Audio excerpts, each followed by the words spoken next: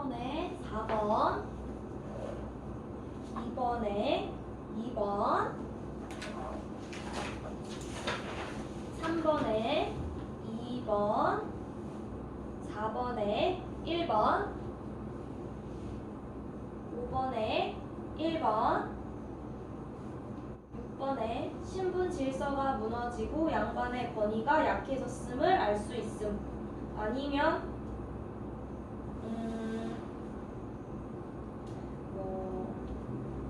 죄를 지은 사람이 제대로 처벌 안 받는다. 이런 거 그때 4개 정리해준 거 그거 중에 하나잖아. 그리고 7번에 2번, 8번에 1번, 9번에 4번, 그리고 10번에 가난으로 인해 고통받는 사람이 많았으며 메푼파리가 성행했던 사회 현실을 알 수 있다. 그리고 11번에 서민 특유의 건강한 웃음으로 표현하여 이를 극복하려 했기 때문.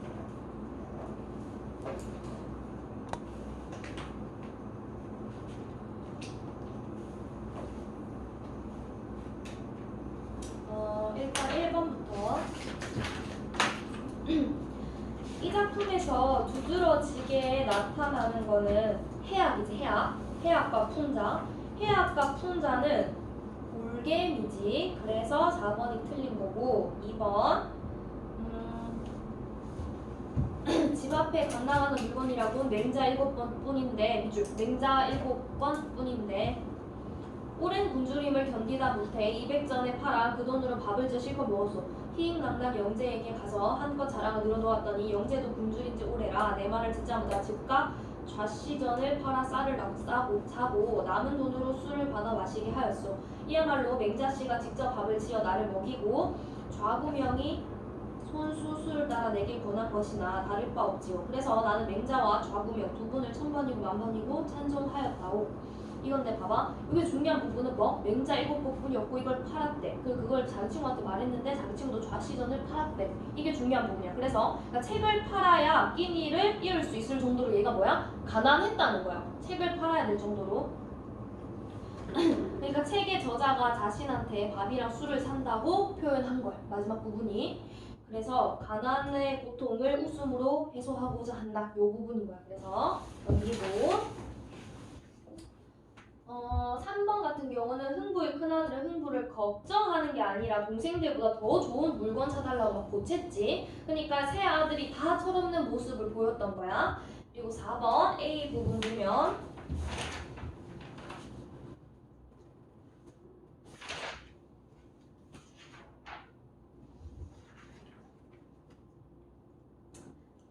이 부분 보면 일단 2번 동일한 구조의 문장을 중첩하여 리듬감을 살린다. 맞지? 뭐뭐 돼요? 뭐뭐 앉아볼까? 뭐뭐 돼요? 뭐뭐 앉아볼까? 그리고 불가능한 일들을 열거하여 공간시대에 들어있다. 맞지? 얘가 정승이 될 일도 육판서가 될 일도 없어. 그리고 신체 부위를 소재로 하여 해학적인 효과를 보는다. 맞지? 신체 부위 어디? 볼기. 그리고 간단하게 말할 수 있는 말을 장황하게 늘려서 표현한다. 맞지? 그걸 뭐라고 해? 장면의 극대화. 그래서 1번에 시선이 빠른 이곡 이런 건 없어. 그 다음에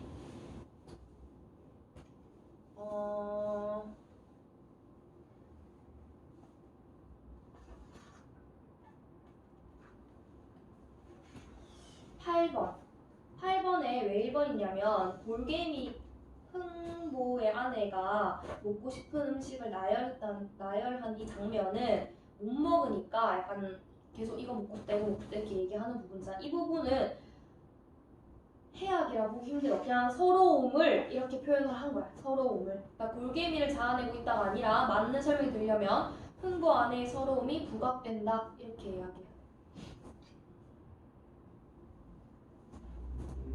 그리고 뭐 9번도 가난으로 인해 다른 사람의 괴롭힘을 받는 처지가 아니라 가난한 처지가 강조되고 있는 거야. 가난한 처지가 강조되는 거. 끝. 오늘 훈민가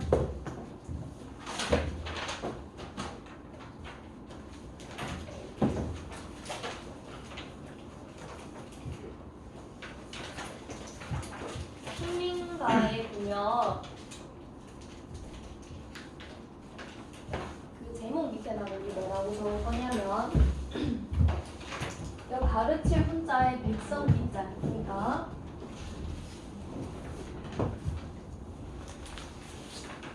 재미가.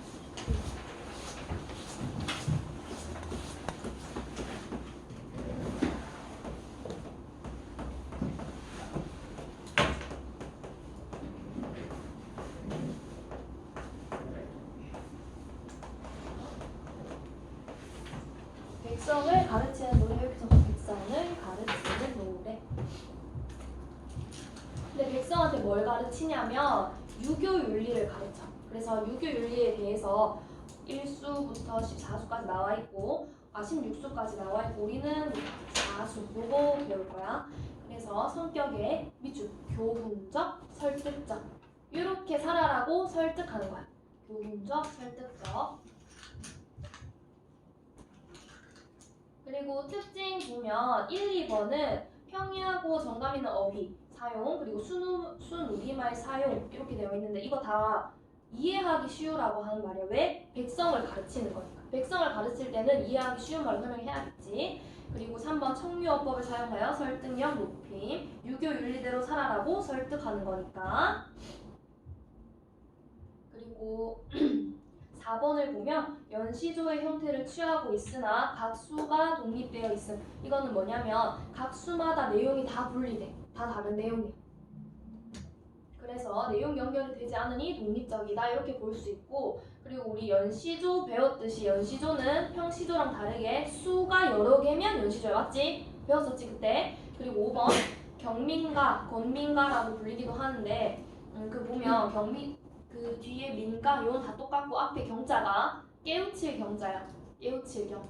그러니까 백성들한테 유교 윤리를 깨우쳐 주려고. 그리고 권민가 이 권자는 권할 권자야. 그러니까 유교 윤리대로 이렇게 살아라고 권할 때 권할 권자. 그래서 불리기도 하니까 이 문학은 단순히 풍요를 즐기려고 쓴 문학이 아니라 목적이 있는 문학이야. 백성들한테 유교 윤리를 전파하기 위한. 그래서 3수부터 볼 건데 칠판에 현대어 풀이 적어주면 보고 필요한 거는 이제 적으면 돼.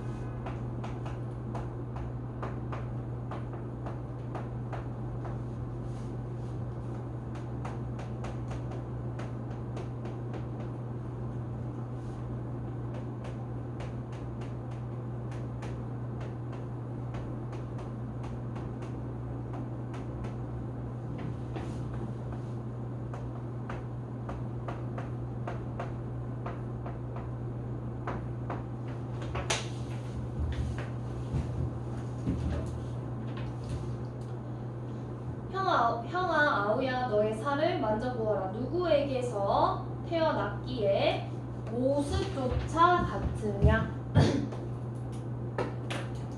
같은 젖 먹고 자라서 다른 마음을 먹지 마라 이렇게 하는데 살을 만져보래. 왜? 모습조차 같다. 왜 모습조차 같냐면 같은 젖을 먹고 자라서. 그러니까 형제라는 거지. 그래서 다른 마음 먹지 말아라 하니까 같은 젖을 먹었다는 여기서 의미가 한 몸이나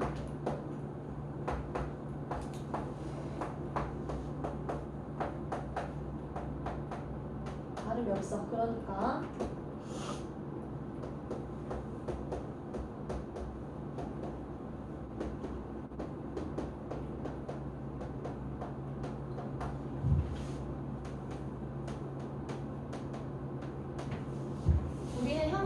한 몸이나 다름없고 그래서 마음도 같아야 한다 이 소리야. 그럼 여기서 다른 마음은 무엇을 의미하냐면 경쟁이야 경쟁. 근데 형제 사이에 경쟁할 때 뭐 있어? 뭐 유산 물려받고 재산 이런 거 이야기하는 거야. 뭐 경쟁 여기 적어야 돼. 경쟁.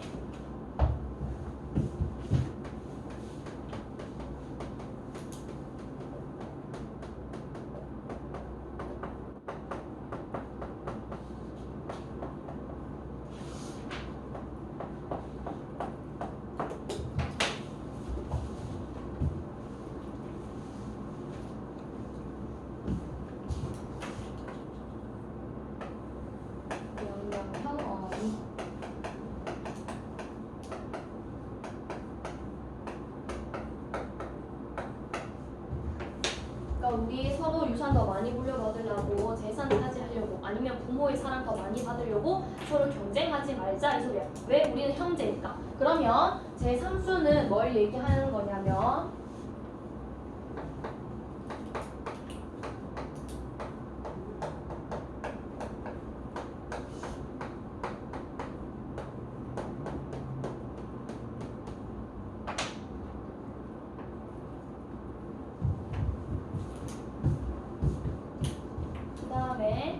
사수 어버이 살아신 제 섬길 일안 다 하여라. 이거 현대어 풀이하면 어버이 부모님께서 살아신 제 살아 계실 동안에 부모님께서 살아 계실 동안에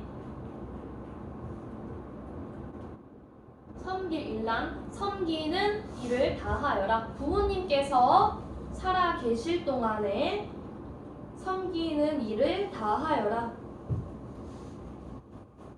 여기 초장이 이 제4소에서 말하고 싶은 게 다 드러난 부분이에요. 부모님께서 살아 계실 동안에 섬기는 일을 다 하여라.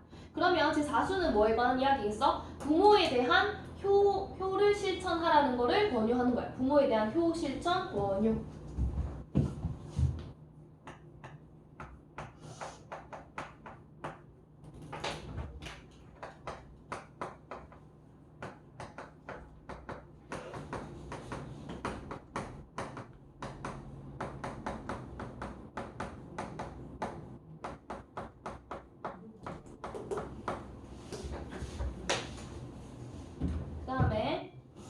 지나가신 후면 애들 다 어디하리?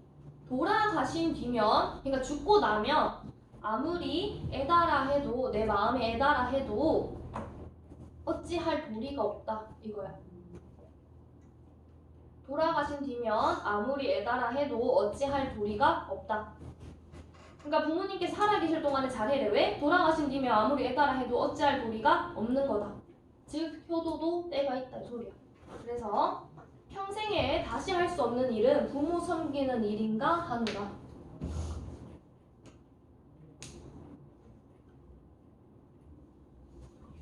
자수는 부모에 대한 효 실천. 그 다음에 11수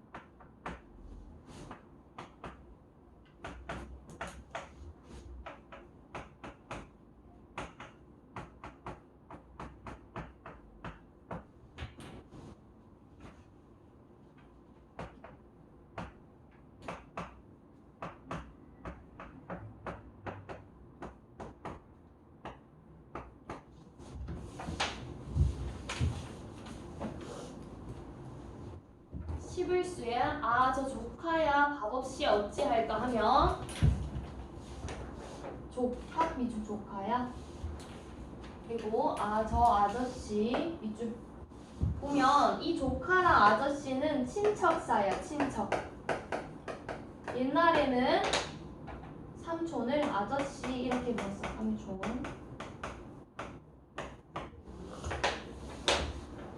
근데 이 조카한테 뭐가 없대? 밥이 없대. 그리고 이 아저씨한테 뭐가 없대? 옷이 없대. 근데 밥이랑 옷은 뭐야? 삶을 살아가는데 최소한 조건이잖아. 삶의 최소한의 조건.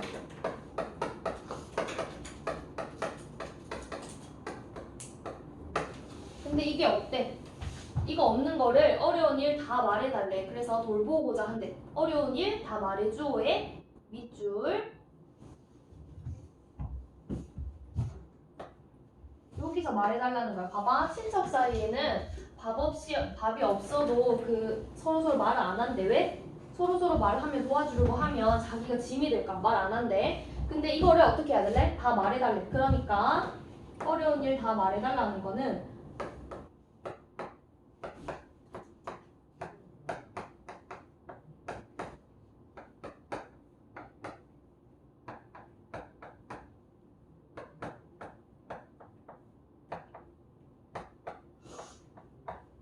힘든 일은 서로 말해서 도와가면서 살자 이 뜻이야. 그러니까 조카가 밥이 없으면 당연히 도와야 되고 이걸 갖추지 못하면 왜? 삶의 최소한 조건이니까 옷 없어도 당연히 도와야지. 그러니까 서로 말해서 힘든 일은 서로 돕고 살자. 그러면 11수의 주제는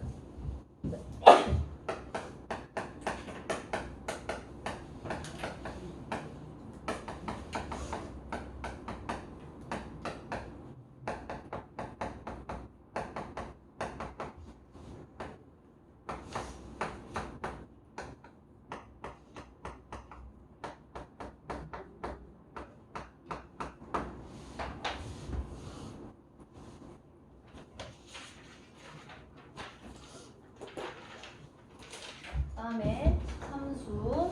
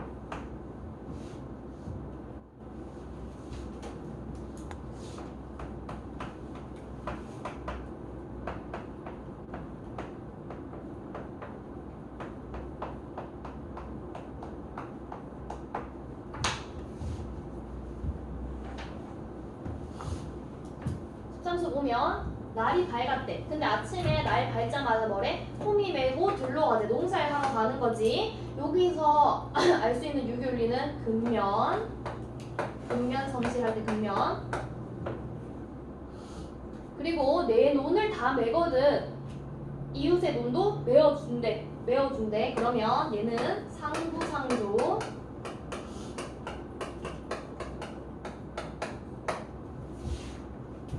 상부상조 서로 돕고 살자 이거지. 그리고 이렇게 농사일 끝내고 집에 돌아오는 길에는 뽕을 따다가 누에도 먹여보자꾸나. 여기서 의미가 있는데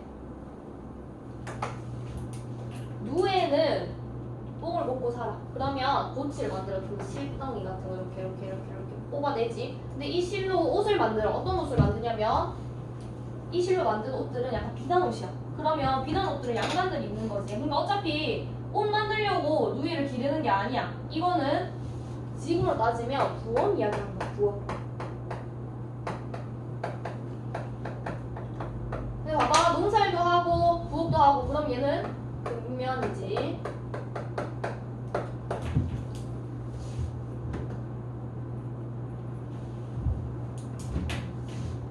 그러니까 13수에서 말하는 유교 원리는 근면하고 상부상조하자.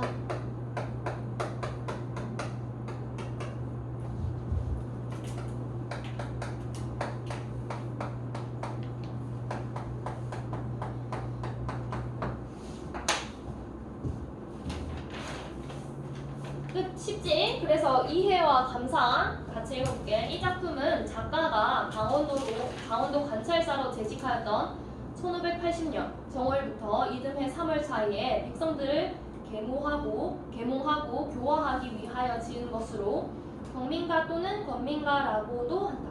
송나라 진양이 지은 성거 권유문의 13조목에 군신, 장유, 궁우의 3조목을 추가하여 시조 형식으로 표현하였으며 송강 가사에 실려있다. 밑줄. 훈민가의 창작 의도는 백성들이 유교적 윤리관에 근거하여 바람직한 생활을 영위하도록 권유하는 데 있었다. 그런데 일반적으로 도덕의 실천 공행을 목적으로 하는 계몽적인 내용의 작품들은 독자들의 호응을 얻기가 쉽지 않다. 당연하지, 흥미 없으니까. 그래서 작가는 이를 일방적으로 따르도록 명령하는 어법만 사용하지 않고 밑줄 청유형을 섞어서 활용하였으며 백성들이 절실하게 느끼는 인간관계를 설정하고 정감 어린 어휘들을 사용함으로써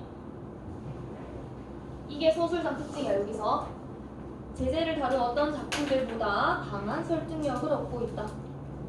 그래서 표현상 특징이나 소설 특징은 별거 없어. 그냥 청유형 사용했고 명령형도 사용했고 뭐 인간관계 설정하고 거기 사이에서 쉬운 어휘 사용해서 설득했다 이거야. 그리고 내용은 각마다 다 다르고 그런 건 내기. 지금 문제 풀어봐. 두 개 있지, 두 개.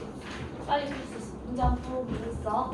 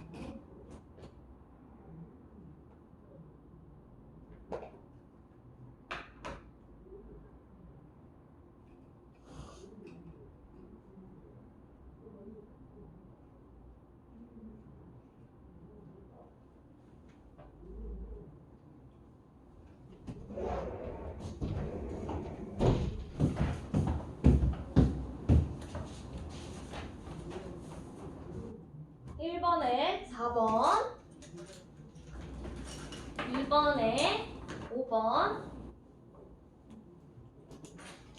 1번에 풍부한 문학적 상상력을 바탕으로 하여 문학성이 돋보인다라는 보기는 왜 틀렸냐면 문학적 상상력 바탕으로 하여 문학성을 돋보이려고 이 작품을 쓴 게 아니라 이 작품의 목적은 교화야. 교화 계모. 그렇기 때문에 문학성을 돋보이는 작품이라 볼 수 없지. 이번에 기억에서 미음에 대한 설명 둘다 나누고 있어. 기억. 여기 누구에서 태어났기? 이거는 같은 형제니까 같은 부모한테서 태어났겠지. 그리고 그 다음에 니은 다른 마음 먹지 마라. 이게 형제 간의 우애를 해치는 마음이지. 왜 서로 경쟁하고 이런 마음. 그리고 디귿 평생에 고쳐 다시 할 수 없는 일은 부모 섬기는 일인가 하노라. 이게 부모는 돌아가서 효도할 수 없기 때문에 다시 못한다 이 뜻이야. 그리고 그 다음에 리을 먹을 것과 입을 것이 없을 정도로 가난하거나 어려운 상황을 의미한다. 그게 뭐 어려운 일 아까 현대 풀이 했을 때. 그리고 5번 도움을 받으면 반드시 갚아야 하는 인간 세상의 도리를 강조한 말이다 라고 하는데 내 눈 다 매거든 네 눈도 메어주마. 여기서 상부상조는 갚아야 해가지고 일을 도와준다는 게 아니라 서로 돕고 살자 이거. 서로 돕고 살자. 같은 이웃이니까 서로 돕고 살자. 그래서 5번 끝. 문법.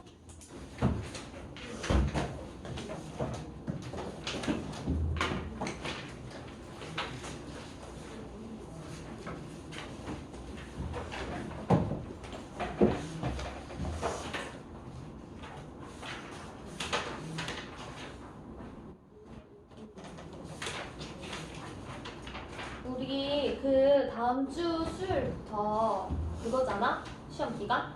그래가지고 오늘은 진도 안 나가고 저번 했던 품사 전체 정리할 거야. 그러고 시험 기간은 다음 주 수요일부터니까 다음 주부터 원래 자기 중간고사 했던 시간대로 오면 알았지? 같은 책 챙겨오고 했던 대로. 그러니까 지연이 수요일 오면 돼.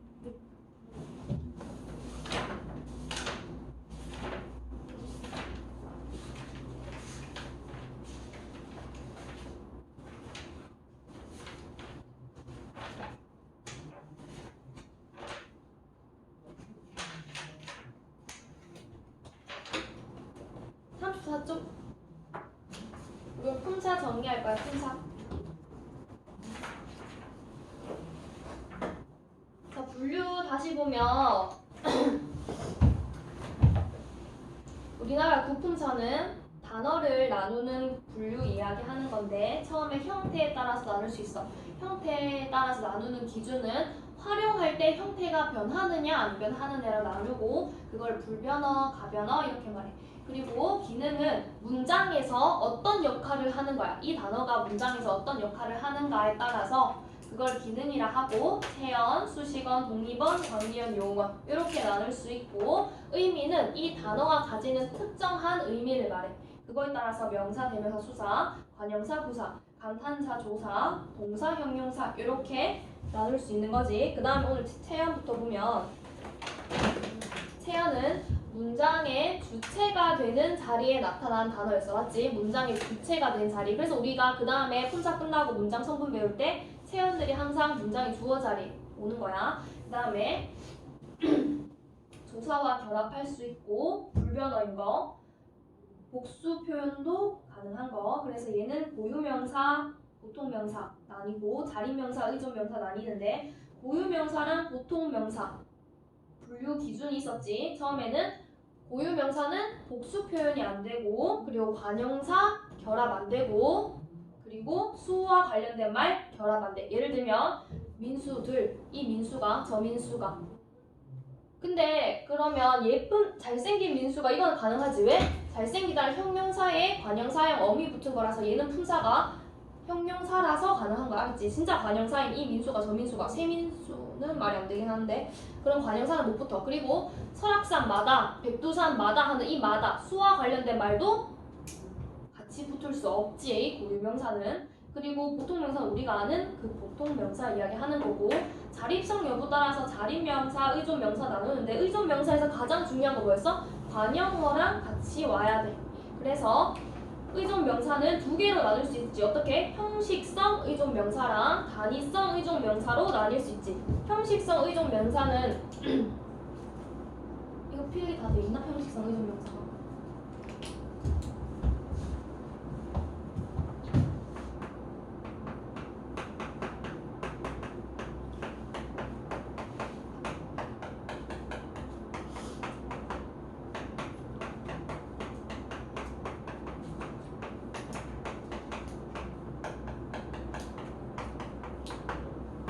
이렇게 두 개 나눌 수 있어. 의존 명사는 형식성 의존 명사랑 단위성 의존 명사는 크게 뭐가 다르냐면 형식성 의존 명사 보고는 우리가 실질적 의미가 없다고 해.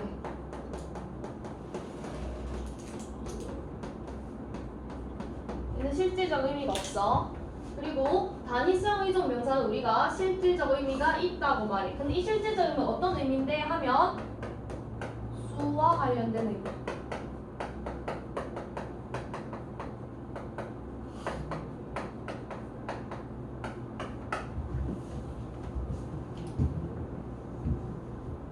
그래서 예시 보면 이거는 형식성, 수 형식성, 배 형식성, 줄 형식성, 바 형식성, 말이 단위성, 섬 형식성. 그렇기 때문에 뭐 말이 말고도 연필 한 자루, 두 자루 할 때 그 자루, 그리고 자루, 명, 말이 요런 게 단위성이고 형식성. 나머지 뭐뭐 할 수, 밖에 뭐뭐 할 것, 다름, 뭐뭐 할 뿐, 뭐뭐 할 수, 뭐뭐 할 만큼, 요런 게 다 형식성 의존 명사. 그럼 명사는 더 이상 할 게 없지. 그 다음 대명사. 대명사는 명사를 대신하여 쓰이는 단어야. 그래서 대명사의 큰 기능은 뭐야? 대용이야. 대용. 대신하여 사용. 대용. 대명사의 큰 기능은 대용. 그래서 얘의 가장 큰 특징 중 하나인 건 뭐냐면 상황지시적이야. 상황지시적이 뭐야? 화자를 기준으로 하여서 명칭이 바뀌는 거야. 같은 소재라 해도 이게 상황이 어떠냐에 따라서 명칭이 바뀌는 거 우리는 상황지시적이다 이렇게 말하지. 그래서 인칭 대명사를 보면 1인칭, 2인칭, 3인칭은 쉬우니까 안 하고 미지칭, 부정칭이 있었는데 미지칭, 부정칭은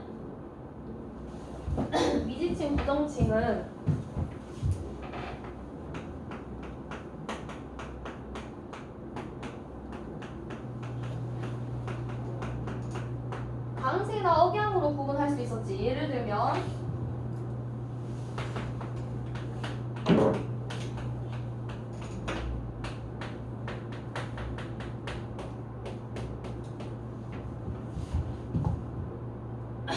누가 왔니? 이렇게 하면 철수가 왔어요. 이렇게 하면 미지칭.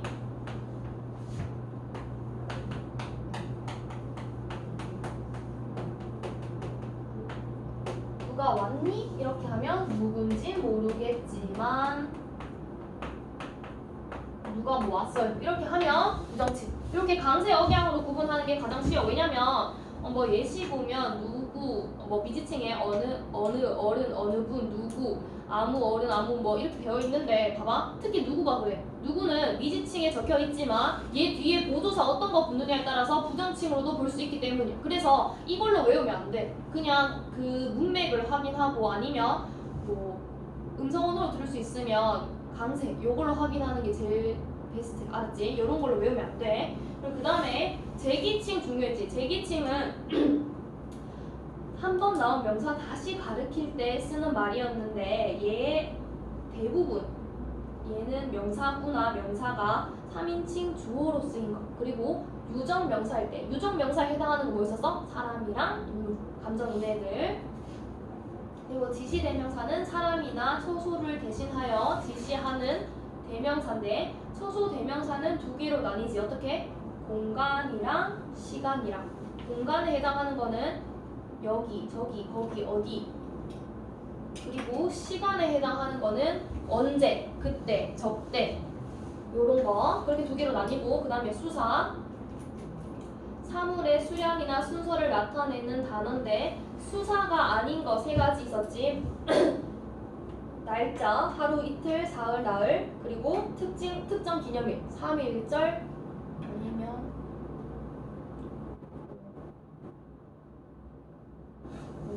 하여튼 3.1절, 그리고 순서를 나타내는 말, 처음, 중간, 끝 이런 것도 수사 아닌 거. 그리고 수사에서 가장 중요한 거는 수사랑 수관형사 차이점 구분하는 건데 이 둘 차이점 구분은 조사가 붙을 수 있냐 없냐 했어. 수관형사는 조사 못 붙고 수사는 조사 붙을 수 있고. 넘기고 그 다음에 용어는 문장에서 그러니까 활용하는 말 요 뜻인데 얘는 동사랑 형용사로 나뉘고 얘의 기능은 뭐야? 서술이야, 서술.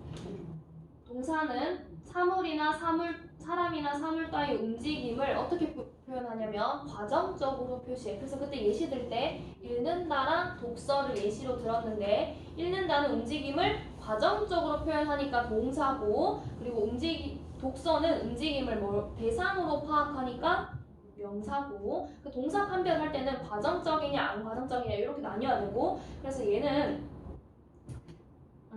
자동사랑 타동사로 나뉘는데 자동사는 목적어가 필요 없고 타동사는 목적어가 필요한 애들.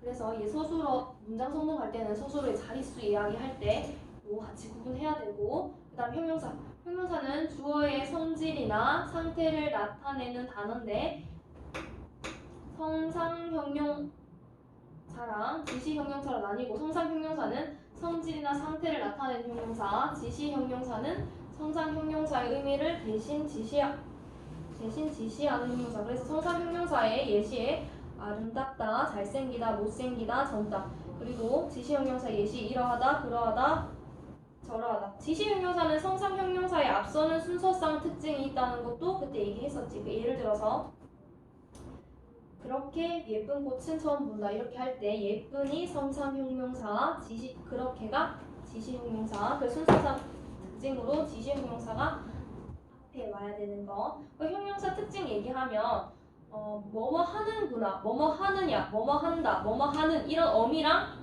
결합이 안 돼. 그 공통적인 어미는 느 들어가는 애들이랑 결합 못하는 거. 그리고 명형형 어미랑 청유형 어미랑도 결합 못하는 거. 그리고 목적이나 의도를 나타내는 연결 어미와도 결합 못하는 거. 예를 들면 뭐뭐 하려고, 뭐뭐 하고자, 뭐뭐 하느라고 이렇게 행위를 수만 하는 애들의 의미를 나타내는 어미랑은 결합 못해. 그리고 명령형 어미 알아어라, 청유형 어미 뭐뭐 하자. 그래서 동사랑 형용사 구분할 때 명령형 어미, 청유형 어미 붙일 수 있는지, 그리고 목적이나 의도 나타내는 연결 어미랑 같이 결합할 수 있는지 이런 거 확인하면 동사, 형용사 구분할 수 있고. 넘기고 그 다음에 본용어랑 보조용어는 하는데 본용어는 실질적인 의미를 지니는 용어, 그리고 보조용어는 혼자 쓰이지 못하고 본용어 뒤에 붙어서 특정한 뜻을 더해주는 용어. 일단 보조용어 특징 보면 그래서 자립성 혼자 쓰이지 못하니까 자립성 없고, 그리고 선행 어미 뒤에서 서 못 붙여. 예를 들면 그때 이 소리를 한번 들어보아라 이렇게 했을 때 들어가 본용어인데 들어 없으면 얘는 의미 안 되고, 그리고 들어서 보아라 이것도 안 되고, 그리고 본용어과 사이에 다른 문장 성분도 못 오고 그냥 단지 문법적 의미만 가지는 게 보조용어인 거. 그래서 구성은 용언 어간이랑 연결어미 붙이고 보조용어 이렇게 돼 있는데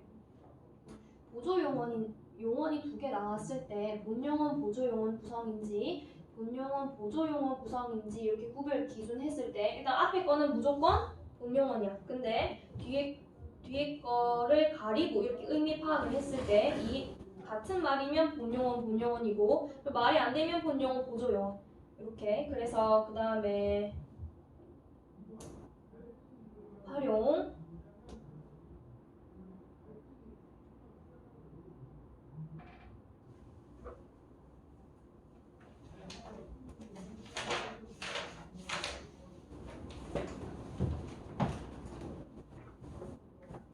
얘들아 혹시 이거 필기 다 돼 있는데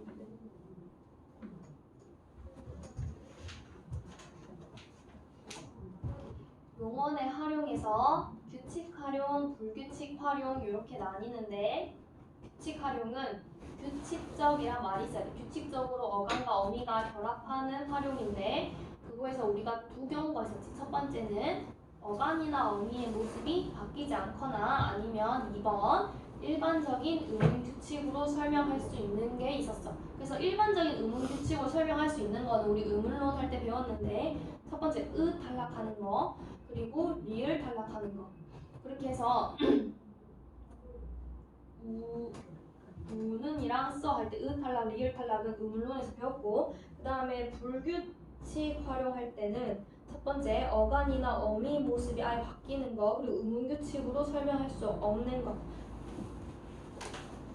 이렇게 있었고 그래서 우리가 어간 바뀌는 거, 어미 바뀌는 거, 불규칙 이거는 외웠어야겠지. 시옷 불규칙은 어간의 끝소리 시옷이 모음 앞에서 탈락하는 거 그리고 비읍 불규칙은 비읍이 모음 앞에서 오우로 바뀌는 거 디귿 불규칙은 디귿이 모음 앞에서 리을로 바뀌는 거 그리고 디귿이랑 우 불규칙 어간의 끝소리 우가 모음 앞에서 탈락하는 거 얘네 두 개는 동사에만 나타나는 게 특징이고 그리고 르 불규칙은 르가 탈락하면서 리을이 더 생기는 거 그리고 어미가 바뀌는 거는 여불규칙, 러불규칙, 거라, 너라 이렇게 있었는데 너라 거라는 우리가 그때 뺐지 표준 국어 대사전에서 그 예스러운 느낌으로 아예 그 문제를 해가지고 얘는 불규칙이 아니라 뺐고 그 여불규칙은 하 뒤에 오는 어미, 아어가 여로 변하는 거 그리고 러불규칙은 어간이 르로 끝나는 일부 용언에서 어미 어가 러로 변하는 거 그래서 어간 어미 둘 다 바뀌는 거는 히읗 불규칙 그래서 조와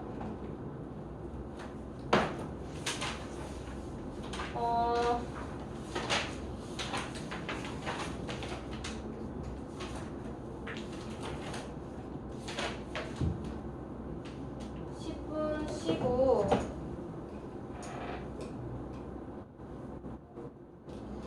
복습이 좀 의미가 없다. 문제 풀까? 다음 시간에 문제 풀게. 판사 문제 풀어줄게.